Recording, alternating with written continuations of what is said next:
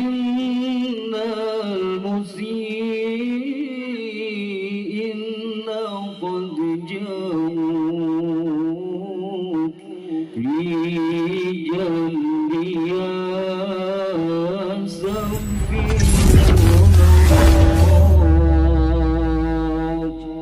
Assalamualaikum warahmatullahi wabarakatuh. Alhamdulillahilladzi khalaqal mauta wal hayata liyabluwakum ayyukum ahsanu amala. Ashhadu an la ilaha illallah wahdahu la syarika lah wa ashhadu anna Muhammadan abduhu wa rasuluhu la nabiyya ba'dah. Allahumma salli wa sallim wa barik wa karrim wa mazid wa azim على هذا النبي الكريم سيدنا ونبينا ومولانا محمد صلى الله عليه وسلم إمام المتقين سيد المرسلين سيد الغر المحجلين وعلى آله وأصحابه المجاهدين الطاهرين سبحانك لا علم لنا إلا ما علمتنا إنك أنت العليم الحكيم ولا حول ولا قوة إلا بالله العلي العظيم أما بعد. Al-Mukarram wal Mukhtaram yang mulia yang sama-sama kita muliakan para alim dan ulama, para guru-guru kita yang telah hadir pada acara kita pada malam hari ini. Kita doakan mudah-mudahan guru kita senantiasa diberikan kesehatan lahir batin oleh Allah, sehat walafiat, sehat panjang umur, dimudahkan segala urusan-urusannya dan dilancarkan segala barok dan dilancarkan serta rizkinya. Amin ya Rabbal. Dan juga yang terhormat aparatur pemerintah, Bapak Lurah, Bapak RT, Bapak Kadus beserta jajarannya, alladzi lam yuzkar ismuhum ta'ziman wa takriman lahum. Yang mohon maaf jikalau namanya tidak bisa saya sebutkan satu persatu, namun tidak mengurangi rasa hormat dan takzim saya kepada semuanya. Terkhusus yang saya hormati keluarga daripada sahibul musibah, yaitu Ibu Sewi binti Nasim.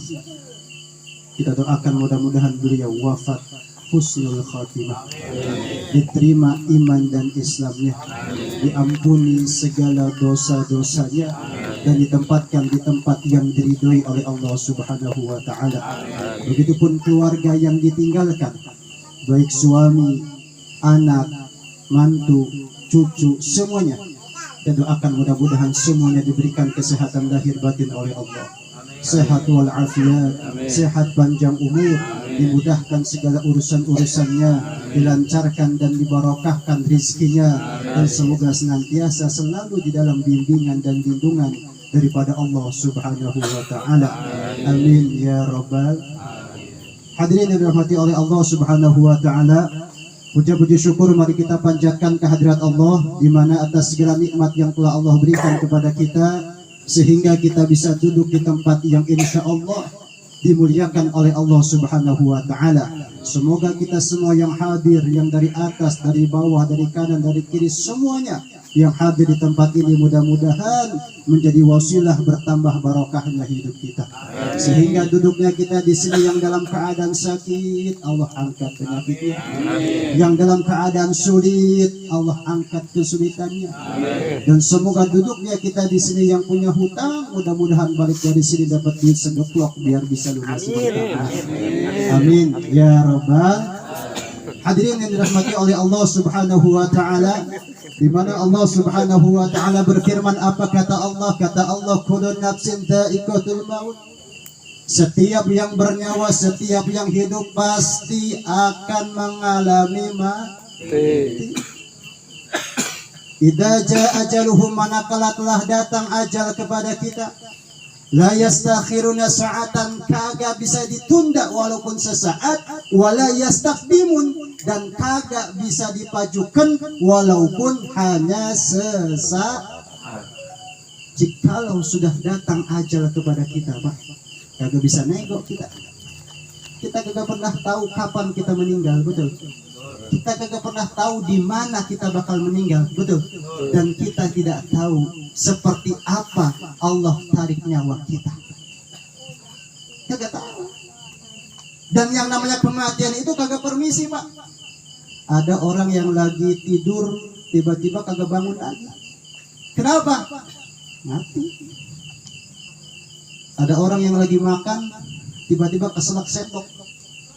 Mati.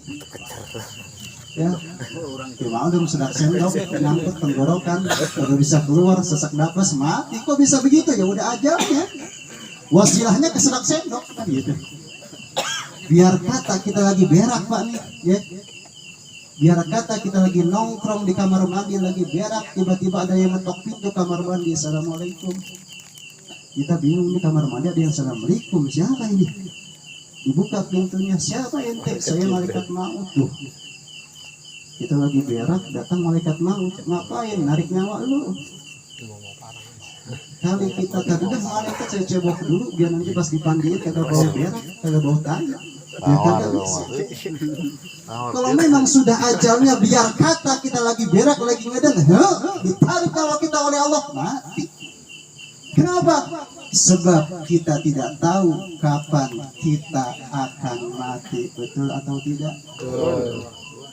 Hadirin yang dirahmati oleh Allah Subhanahu wa taala, maka sebaik-baiknya orang yang tahu hari ini nanti kelak ia akan dipanggil oleh Allah, maka ia mempersiapkan dirinya untuk menghadap Allah Subhanahu wa taala. Ya, apalagi kan bentar lagi kita masuk bulan suci Ramadan, Pak ya. Ini kemarin kita habis nisfu nih, 15 Sya'ban. Kurang lebih sekitar 2 minggu lagi kita akan masuki bulan suci Ramadan. Nah, yang jadi pertanyaan, apa yang harus kita siapkan nih sebelum datangnya bulan suci Ramadan? Pertama yang harus kita siapkan, bersihkan diri kita, Pak. Bagaimana cara membersihkan diri kita? Dengan memperbaiki 2 hal. Pertama, perbaiki hubungan kita kepada Allah. Kedua, perbaiki hubungan kita kepada sesama manusia. Bagaimana cara kita memperbaiki hubungan kepada Allah? Pertama, dengan melaksanakan segala apa yang Allah perintahkan dan menjauhi segala apa-apa yang Allah larang. Yang kedua, kita banyak-banyak mohon ampun kepada Allah Subhanahu wa ta'ala. Sebab kita hidup-hidup kagak luput dari salah sama dosa, betul. Sebaik-baiknya orang yang pernah melakukan perbuatan dosa, dia segera kembali bertaubat kepada Allah Subhanahu. Pernah ada kisah nih, Pak. Misalnya nggak lama, paling cuma 10 menitan paling. Ya. Ada kisah, pernah suatu ketika malaikat Jibril datang kepada Nabi Muhammad.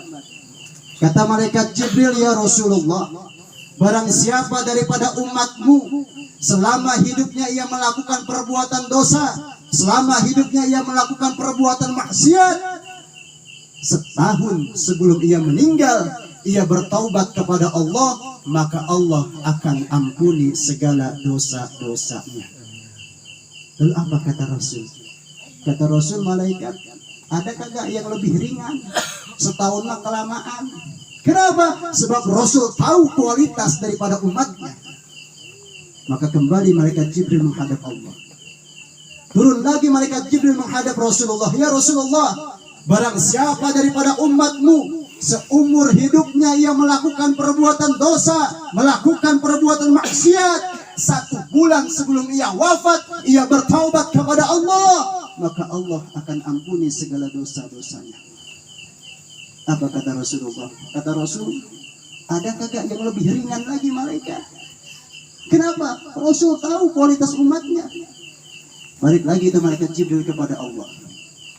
Turun lagi malaikat Jibril menghadap Rasulullah. Ya Rasulullah, barang siapa daripada umatmu selama hidupnya yang melakukan perbuatan dosa, perbuatan maksiat, ia kagak mau melaksanakan segala apa yang Allah perintahkan, ia kagak mau meninggalkan segala apa yang Allah larang, 1 tahun, 1 bulan, 1 minggu, bahkan 1 hari, bahkan ketika ruh dicabut sudah sampai tenggorokan, matanya menatap kepada Allah, hatinya mohon ampun kepada Allah, maka Allah akan ampuni segala dosa-dosa kita. Subhanallah. Apa artinya? Allah Subhanahu wa ta'ala itu maha pengampun. Allah kagak pernah bosan nerima taubat daripada hambanya. Tapi sayang, sungguh sayangnya, terkadang umatnya yang bosan mohon ampun kepada Allah Subhanahu wa ta'ala.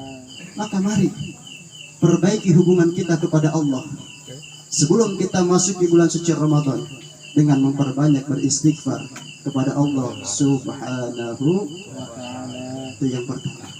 Yang kedua, perbaiki hubungan kita kepada sesama manusia. Dosa kita kepada Allah, Pak, pasti bakal Allah ampuni.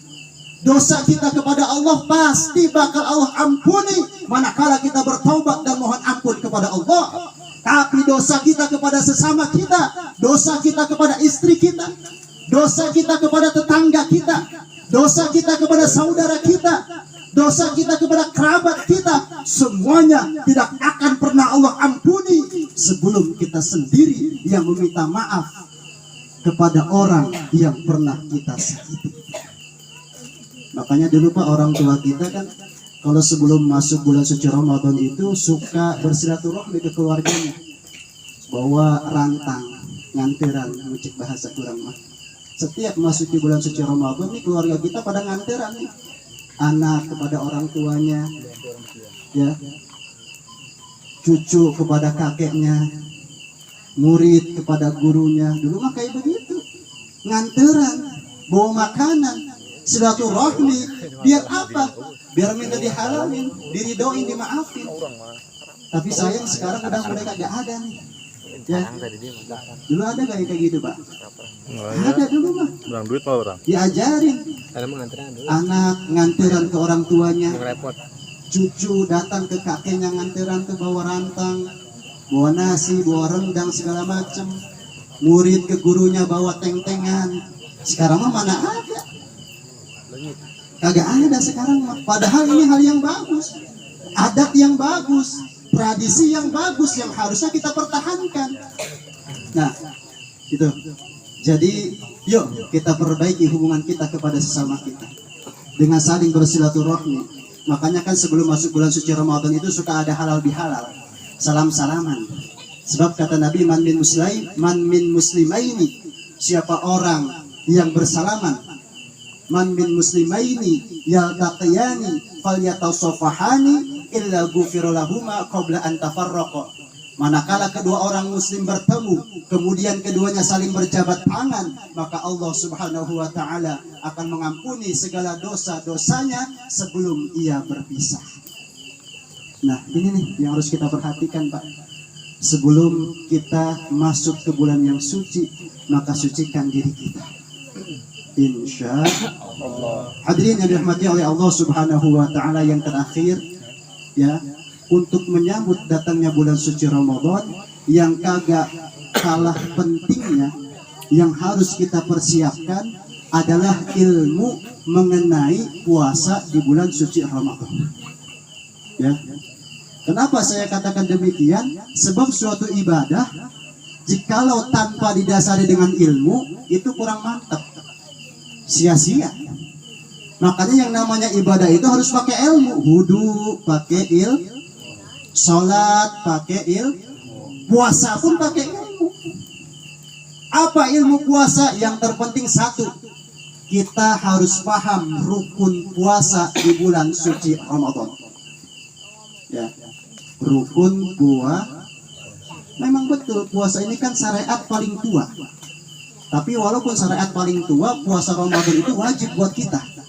Karena ini perkara yang wajib, maka kita harus tahu ilmunya. Apa ilmunya? Di antaranya kita harus paham rukun puasa. Rukun puasa itu kalau dalam kitab Sakinah ada 3 Pak. Ada berapa? 3. Ada 3. Yang pertama niat. Niat likulli lail fi kulli yaum fil fardi. Jadi yang namanya niat puasa di bulan suci Ramadan itu niatnya di malam hari. Bukan kita baca niat itu pas imsak. Ini kan kadang-kadang kita puasa Ramadan itu baca niat pas imsak. Padahal baca niat puasa di bulan suci Ramadan itu baca niatnya pas malam. Kenapa? Di keterangan itu dijelaskan bahwasanya niat puasa di bulan suci Ramadan yang merupakan puasa wajib, maka niatnya itu pada malam hari di setiap hari. Niatnya pada malam hari di setiap hari.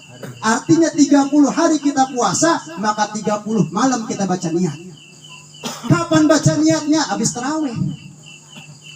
Kan kadang-kadang kita kalau habis tarawih itu baca niat, Pak. Iya kagak? Yang tarawih pasti tahu. Ya. Nawaitu sauma ghadin an adai fardhi syahri Ramadhana hadhihi sanati lillahi. Habis itu baru salam-salaman. Jadi baca niat itu malam, bukan pagi, bukan pas imsak. Kagak percaya? Yuk kita lihat. Coba niat puasa apa Pak? Apa niat puasa? Nawaitu sauma ghadin an adai fardhu syahri Ramadhana hadhihi sanati lillahi. Apa artinya? Nawaitu, aku berniat. Sejak kaula niat puasa. Ya, sejak kaula niat, sejak ku niat, saya niat. Sauma eta puasa Esok hari. godin. Nawaitu sauma godin. Saya niat puasa esok hari. Kira-kira kalau niatnya saya puasa esok hari, dibacanya pas malam apa pas pagi-pagi? Malam. Kira-kira kalau niatnya saya puasa esok hari, saya puasa besok ya. Niatnya dibaca pas malam hari apa pas sahur? Malam. Sekarang kita baca niat nih. Aku niat puasa esok berarti puasana isuk. Lamun orang baca niatnya pas sahur, berarti orang puasana iraha. Isukan ada. Nah ini yang jarang kita ketahui, yang jarang kita lupa. Bahwasanya niat puasa di bulan suci Ramadan, niatnya itu pada malam hari. Jadi setiap malam kita baca niat. Makanya kalau orang yang terawih pasti baca nih, makanya terawih. Gitu. Lalu bagaimana kalau kita gak sempat terawih? Udah, habis sholat isya kita baca niat langsung. Misalkan kita lagi kerja segala macam kagak sempat sholat terawih, udah habis sholat isya kita baca niat. Nawaitu shauma ghadin an adai fardhu syahri Ramadhana hadhihi sanati lillahi. Nah, eta rukun puasa nu kahiji baca nih di malam nu kadua meninggalkan segala apa yang dapat membatalkan puasa. Nah, kalau ini mas saya kan sudah pada tahu. Nah, yang ketiga orang yang berpuasa. Nah, eta tah rukun puasa tah. Ya harus orang paham ya. Orang arek puasa kudu nyaho ilmu, nak minimal rukun puasa orang nyaho. Biar orang puasa itu pakai ilmu. Ya, jadi rukun puasa itu ada yang pertama baca niatnya di malam di setiap Yang kedua meninggalkan segala apa-apa yang dapat membatalkan puasa. Yang ketiga orang yang berpuasa. Nah, rukun puasa. Nah, eta we modal ngaji orang aina peuting. Yang penting saeutik tapi balik aya nu nempel. Oh, 2 minggu deh arek puasa. Oh, ternyata rukun puasa teh kos kieu. Nah, lamun penasaran, insyaallah pangke malam Senin aya pengajian di masjid. Setiap malam Senin di Masjid Anir itu ada pengajian. Insyaallah malam Senin nanti pada maghrib kita kaji masalah puasa. Mengenai rukun puasa, apa saja yang dapat membatalkan puasa, segala macam tentang puasa, insya Allah dibahas nanti malam Senin. Yang sempat, yang kosong, mangga mau hadiran, mau ngaji, kita sama-sama belajar. Yang bisa kita sampaikan, yang kagak bisa kita PR dulu, nanti kita jawab. Insya Allah. Mungkin hanya ini yang dapat saya sampaikan. Terima kasih atas segala perhatiannya. Mohon maaf atas segala kekurangannya. Usikum wa nafsi bitaqwallah wal afu minkum. Wassalamualaikum warahmatullahi wabarakatuh.